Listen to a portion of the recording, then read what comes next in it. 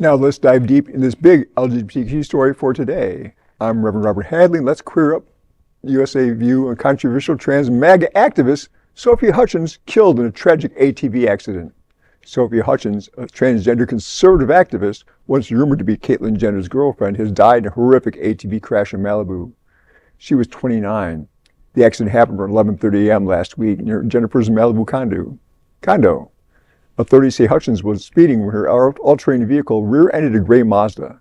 The impact launched her ATV over a 350-foot ravine, tragically landing on a previously crashed car. Hutchins was pronounced dead at the scene. No one else was injured.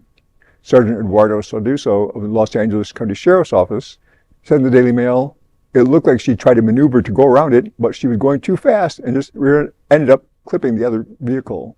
It caused her to veer off and go off a cliff there." Toxicology reports are pending. Hutchins was known for her appearances on Fox News and her role on the board of Log Cabin Republicans, a group that opposes trans civil rights.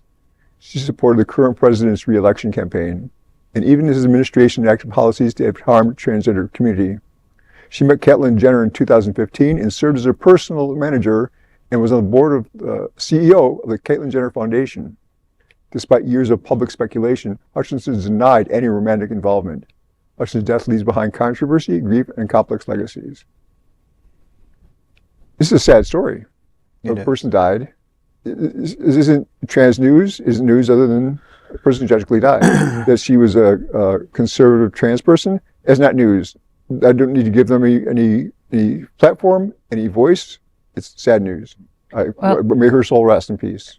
I think it's an important thing to look at, like, how the dangers of the reckless MAGA death style. Like, these people, they live very reckless lives, and it's sad to see them die, but is it really a shock that she drove an ATV and recklessly hit someone else's car and then veered off a cliff that apparently has had other cars crash down there, which makes me wonder what the heck Malibu is doing with their roads, but that's a whole other discussion.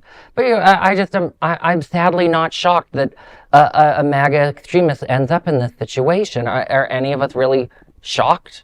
Well, I'm not sure I knew who she was when I first read of this story. I had to do a little homework to figure out who she was. I thought it was being more of a story because of her connection to Caitlyn. But I think it's sad that her view on life and her view on the community at large, that's what's sad, because she had the potential for impacting a great deal of negativity and a great deal of action against our community. And just because she could afford it as a blonde white woman, or the appearance of a blonde white woman with her MAGA face, that, tough shit.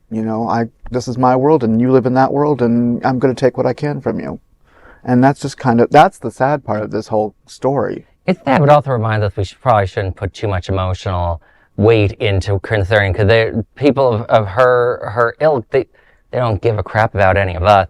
If any of us died tomorrow and Fox and people that she's friends with on Fox were for some reason to cover it, it's not to say how sad it was. It would be to either make fun of us or try and point out that this is where homosexuals end up. So that's why I just don't have the sort of... It just reminds us there are people who hate themselves. Yeah. And Caitlyn Jenner was definitely part of that from the beginning. She's always hated herself, and it shows in her relationships to the world around her, to other people, and a response to the transgender community.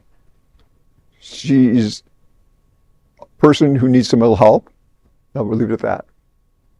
Alrighty. That is a big LGBTQ story for today. There is no other queer nonprofit media platform like this in the entire world. Support our LGBTQ stories by subscribing and sharing Queer News Tonight.